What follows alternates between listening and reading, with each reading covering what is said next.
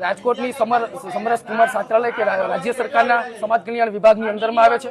વિદ્યાર્થીઓને જમવાની, રહેવાની, લિફ્ટની, પાણીની, ગંદકીની આવી પ્રાથમિક સમસ્યાઓ સંબંધિત અધિકારીઓને વારંવાર રજૂઆત કરવા છતાં આના દરરોજનો પ્રશ્ન જમવાની અંદર જીવજંતુ નીકળવા, ગુણવત્તાવિહીન જમવાનું આપવું। વિદ્યાર્થીઓએ અનેક વખત રજૂઆતો કરી, તેમ છતાંય જવાબદાર જે અધિકારી છે એ જાણી જોઈ અને કોન્ટ્રાક્ટરને બચાવી રહ્યા છે।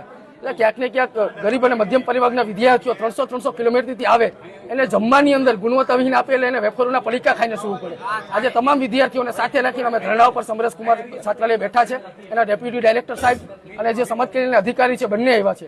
વિદ્યાર્થીઓનો મેઇન પ્રશ્ન એ જ છે કે અમને સારું જમવાનું આપે, સારું જમીને અમે રાત્રે સૂઈ શકીએ એવી તો જમવાની થોડીક સુધારો કરો। પરંતુ જે નવી કોન્ટ્રાક્ટ એજન્સી છે બસ એકને એક જ કહે છે હમ નહીં હે, તો તમે નવા હોય એમાં આ લોકો થોડાક મહિનો દિવસ ભૂખા રહી। એટલે મૂળ વિદ્યાર્થીઓને જાણી જોઈ અને જે તે સમરસ બોયઝ હોસ્ટેલના સંબંધિત અધિકારીએ એ જાણી જોઈ અને વિદ્યાર્થીઓને કનગળત કરે, કારણ કે આ જે રહ્યું અહીંયાનો જે જવાબદારી છે એ થોડીક માનસિક ત્રસ્તવાળી છે। અહીંયા વિદ્યાર્થીઓને કનગળત કરે તો એનું સારી જગ્યાએ પોસ્ટિંગ થાય, આ થોડીક માનસિક સીટવાળી છે।